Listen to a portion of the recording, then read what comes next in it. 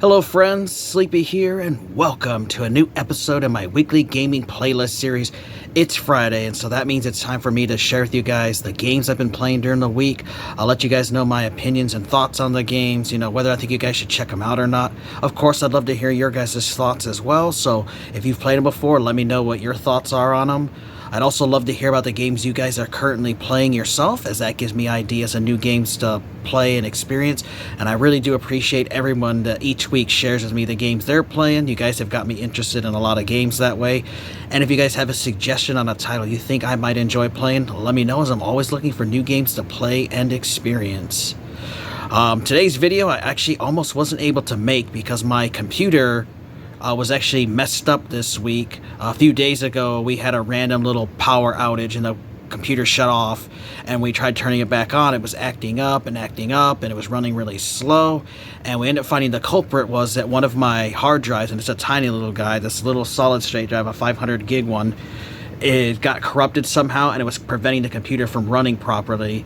And so I didn't think I was going to be able to actually upload this video today, but after a couple hours on the phone with my brother and we tried different things, once we unplugged this, the computer works completely fine now. So he said I can try to reformat it and see if it'll work, but I don't really need it, so I'm not really too cared about it. I'm just glad that my PC is back and running and that I can continue to upload my videos. So we'll get started here. I have just one game to share with you guys, and this is the one that I've been playing on my Xbox Series X.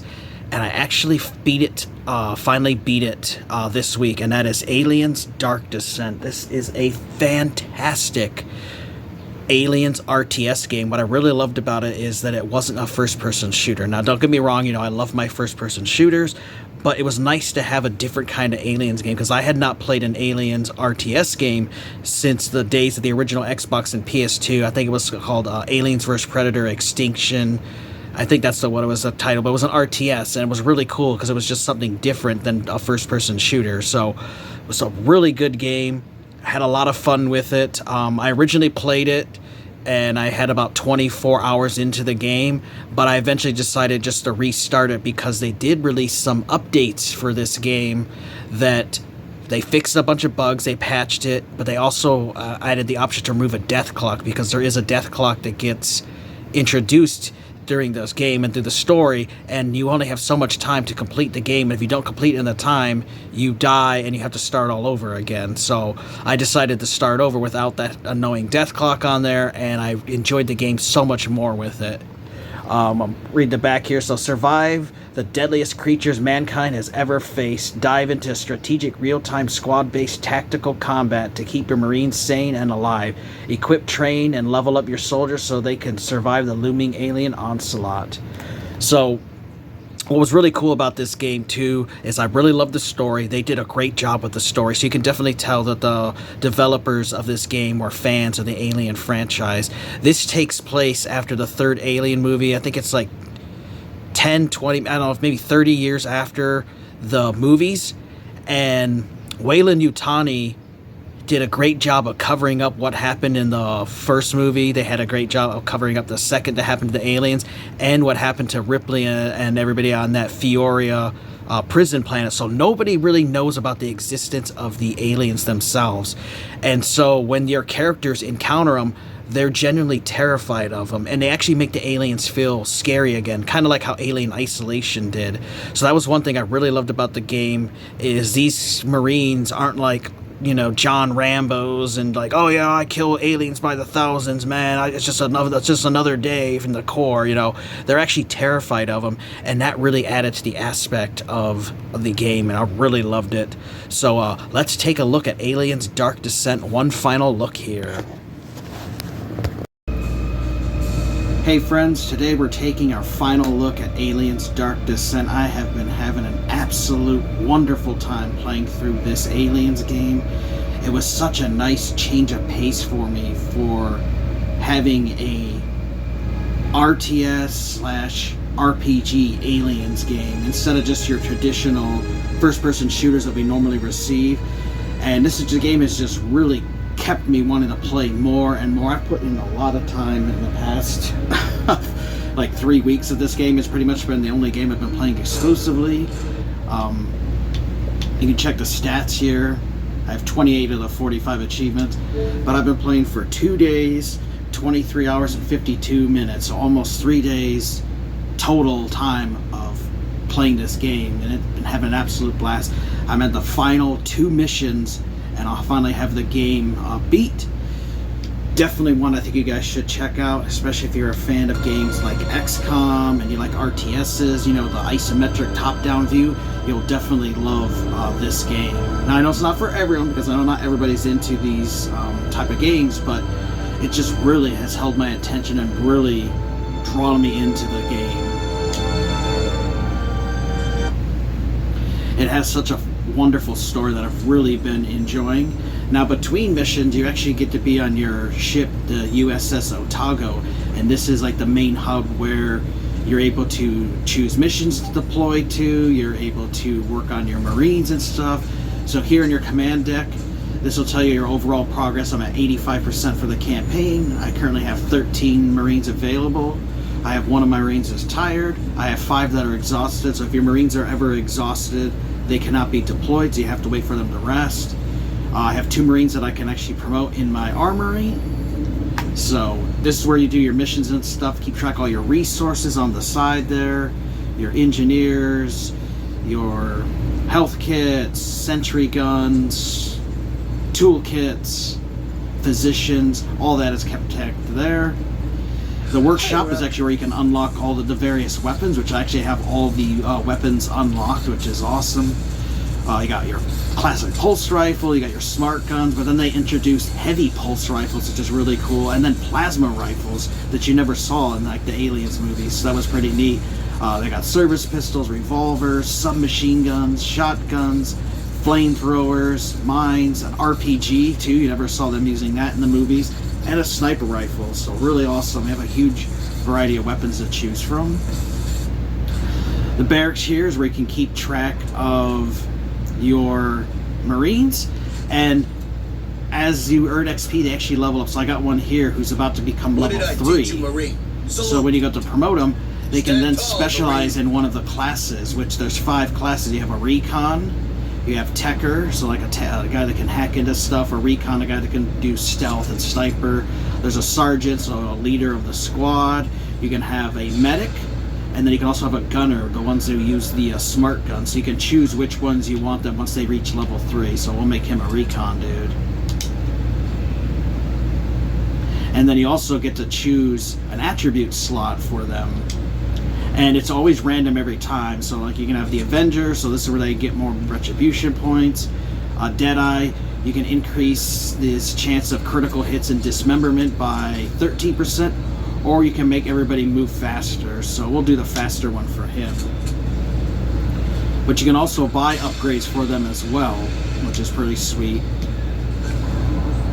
So you can do that over here, and it'll cost you resources, but like you can make it so he has a silencer, so he can do this precision shot, so he doesn't alert enemies anymore.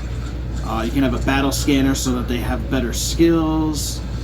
You can get him with his infrared goggles, aiming sight, ammo bags so they can carry more ammo, pouches so they can carry more medical supplies and tools, and then you can also have it so that they have bigger ammo clips and stuff. So you get to customize the characters the way you want. Another thing too that I really like about this is the customization of the characters, because you can go down here and change the color of the armor, you can change the fabric, you can make their faces adjusted whatever way, you can make different kinds of hair, you can adjust facial hair on them if you want to, so you can really customize them the way you want. Like I've seen some people create some of the characters like Hicks and stuff from the Aliens movies, so you know you really can go, there's not like a tremendous amount of them though. As you can see, you have like 6 different things for facial hair, but you know you do get somewhat of a decent customization for your characters. You can also name them. They do come pre-named, but you can always change the name for them if you would like to do. You can have them wear helmets or not wear helmets. You know, it's really up to you how you want the characters to look. And then you can hit randomize and keep making them random. But this will keep track of all your Marines and all the different levels that they are. My highest is level 10, which is the max form. And so I have a team here that I'm working on getting leveled up, because these final 2 missions are very difficult.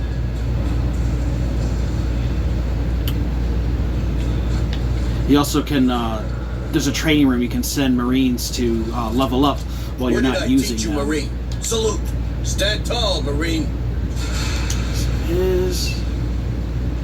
We can give him a Mind of Steel, or they can heal and stuff, but we'll give him that one. So, have that there, and then your laboratory, this is where you can research xenogear that you actually find during missions, the xenotech stuff, and you find xeno samples from some of the aliens you kill. Not all of them, but some of them do, and then you can use that to unlock attributes and stuff in here that you can use, little perks and stuff that you can apply. Like this one will decrease the damage for armor, you know, that it takes from acid blood, that kind of thing. So there's all kinds of useful stuff that you get as you play through the game.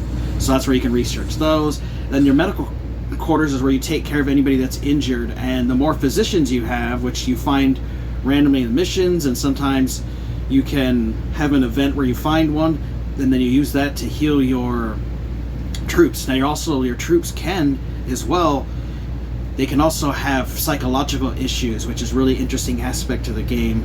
When they're out and about encountering the aliens, they can start taking what's called trauma, and when they have trauma like this, you know, they have to come here to the psychiatric care unit to rest and relax. Oh, you guys might notice there's my orange cat over there behind those two Marines on the right.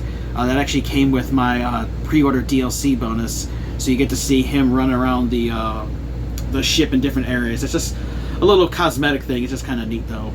So you can put them in therapy. You can see those red bars. Now if they get all the way up to 3, then they get what's a trauma, and they might be like, oh, pyrophobia, where they get scared of fire, and anytime you're using fire, it'll keep increasing the trauma, and it'll start affecting their stats, and they'll start getting penalties to it.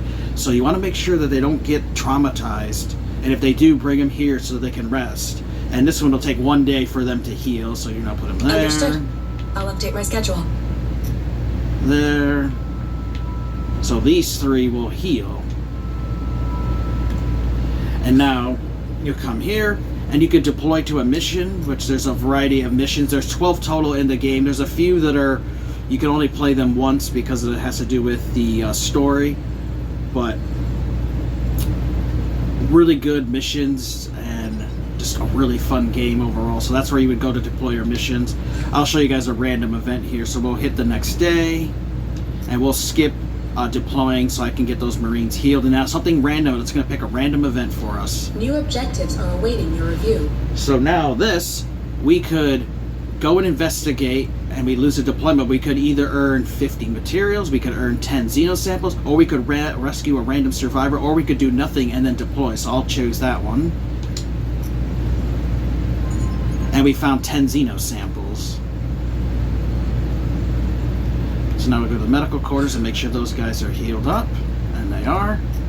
So now we'll be able to go here and deploy a mission.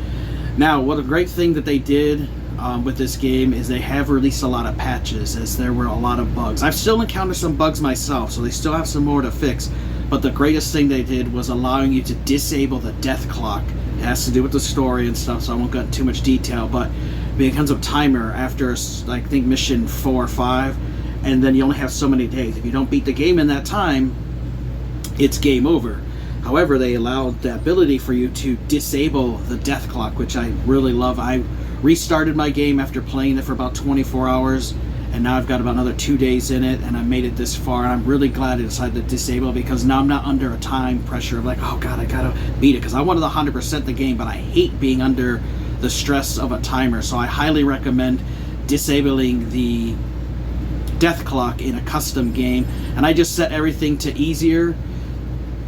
There's different difficulties, like there's some easy, medium, hard, and like a super hard difficulty.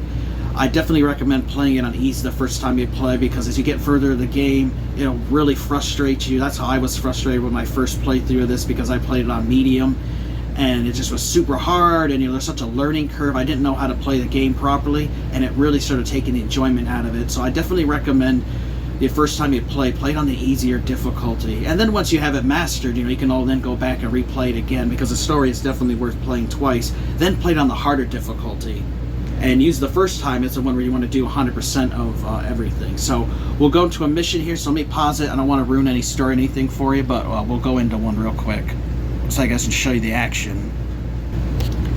I actually forgot it won't ruin the mission because I already started, so I shouldn't tell you guys anything. Won't ruin anything. So go to deploy. We're gonna go to mission 11. You choose it. You get to choose where you want to deploy, and I'm gonna choose down there. And then you get to choose the Marines that you want to have to go on your mission here. And so I have all 5 classes. You actually can unlock. You start out with only having the ability to have 4 Marines, but in the Atmospheric Processor Center, that's the only spoiler I'll give you guys, you can actually find the APC to unlock, the same kind of APC that we saw in the Aliens film. You unlock that, and then it allows you the ability to have 5 Marines, and it really helps with the game because now you can have 1 of each person in your squad. So really awesome. So we got level 10, 9, 9, 9, and 8. So definitely want to make sure that you level up. I would say focus on just having like 10 Marines that you level up, and then the other ones, you know, don't really focus too much on them. So you can adjust what kind of weapons they have, and he's got a submachine gun. Let's make sure we get... That one's got a pistol. Let's get her a submachine gun too. And let's get her a submachine. Awesome. Then we go to supplies. And then this is where you can take stuff with you. Like, I'm going to take 6 of these. But if you don't have any, you can actually buy 10 for your resource. And I have 1,900, so we'll max those out. Health kits, I've got 65, so we'll take some. Now, I recommend when you're playing the missions, don't completely fill up on all these resources because you'll find these scattered throughout the mission. So you don't want to take too many with you. Same thing with like sentry guns. Sometimes you'll find them. So I'm just going to take 4 with me because I know I have 1 there. This is where you can apply the Xeno stuff. So like, increases your armor by 1. This is an extraction device because there are face huggers. You can unlock that. We'll do acid, so less acid damage. This one's a great one, gets you more health. This one reduces the duration of the hunt. And this one also reduces the aggressiveness by level 15%. But I'm actually working on leveling up right now by grinding out these onslaughts that happen. So I'm going to keep that off. So let's get there. And you get this cool little screen here every time where they load into the APC, and then it loads into the Cheyenne dropship. All of this is directly taken from the second Aliens movie, so really iconic looking ship there.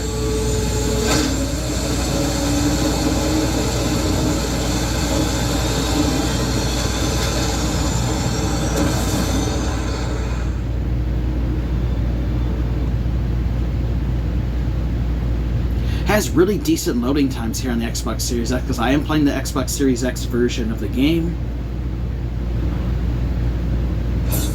So playing it on 9th gen hardware definitely helps improve the game's performance. And it also has the performance mode and graphic mode. You know, you can switch between the two depending on your own personal taste.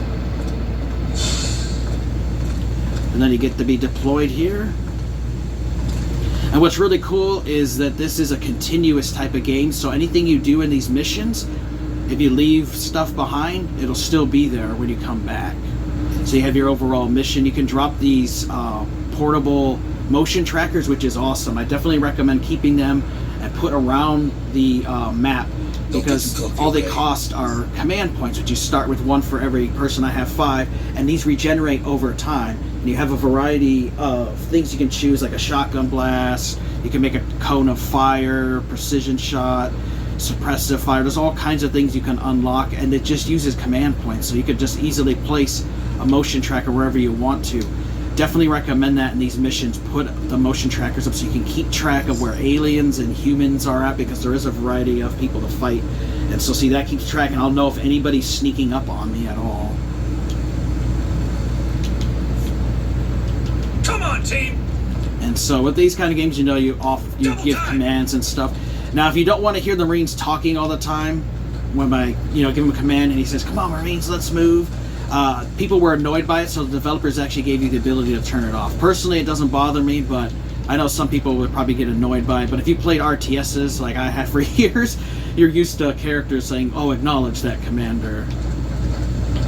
So let's go down. On it. You also can also choose how the game saves too. I recommend having it on the permissive saves so that it keeps saving for you. You don't have multiple saves. I don't know, it's like 10 or 11 or so save spots. When you do certain things like go in elevators, it saves, and anytime you rest, it does saves. When you do certain main objectives, the game will save for you. And you can always reload a save if you mess up. You can turn it to where it barely saves at all if you want to make the game super difficult, but I think that would just be stupid to do. But more power to you if that's how you want to play it.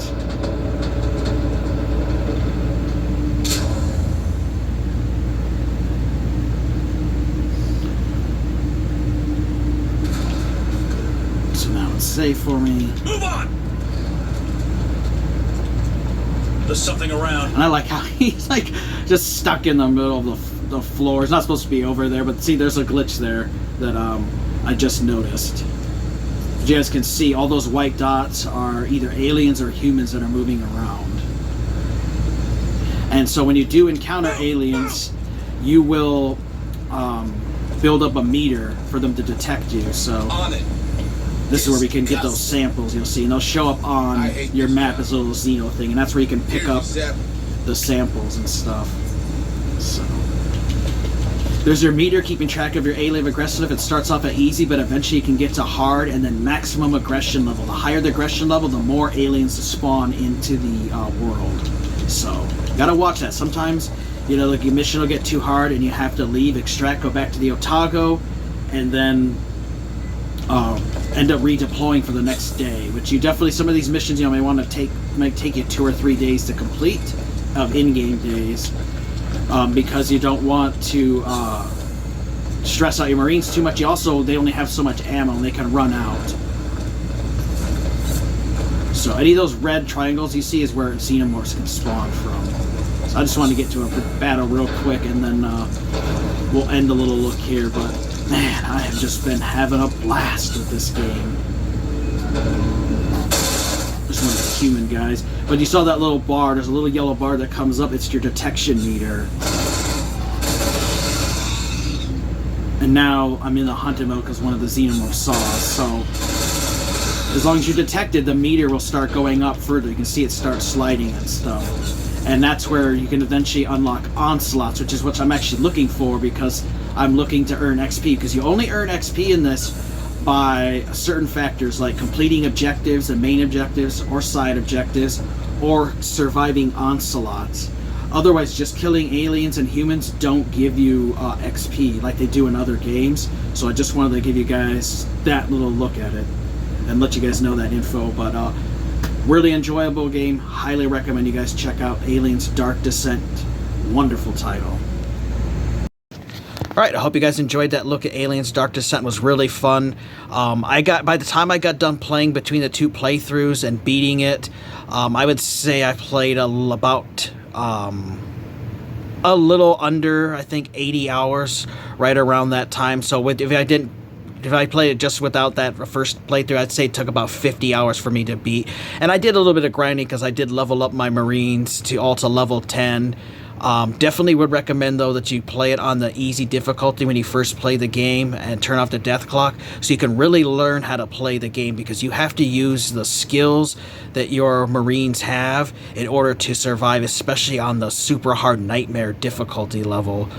Game can get really brutally difficult. This is a game where you have to do a lot of stealth, and there's, you can use the drone I showed in that footage where you can actually go around and unlock parts of the map, and you can investigate and explore, and you want to take your time and not rush through missions and stuff, and you have to keep track of your Marines' health and stuff, which I really loved. Like, they have their psyche, and they have to keep track of their mind and stuff because they can get freaked out and start getting trauma and stuff.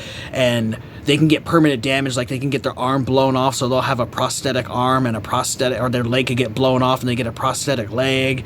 And the game does also have permadeath, so if a character dies, they're dead forever. I beat the game without any of my Marines dying, and I definitely recommend keeping the permissive save on not. There is a option where you can have where no one can hear you screaming. You literally only get 2 save files, and that's it. And that makes it really, really difficult. It's nice having the save files. You have like 12 of them, and then you can go back if you mess up something. And anytime you can save your you can save a certain different ways. You can save and then you can reload the other checkpoints and stuff like that. So if you mess up, you can do that, which is a nice feature. So definitely recommend taking advantage of that and disabling the death clock. But overall, I had a fantastic time with this game. This has actually become my favorite Aliens game now of all time. And it used to be Aliens vs. Predator 2 on PC, but this has taken over the spot. I love it. I would love for this to get some DLC or eventually to get a sequel to it. Maybe new characters and stuff. Doesn't have to be the same characters or anything. But just I love the style of the game. It was really fun, so I would love to see a follow-up or maybe some DLC for it. Just a fantastic game. Highly recommend you guys check it out. You can get it on Xbox, you can get it on PlayStation. It's also on the PC as well. I don't believe it's on Nintendo Switch, and even if it was, it wouldn't look good on that console because it's not powerful enough.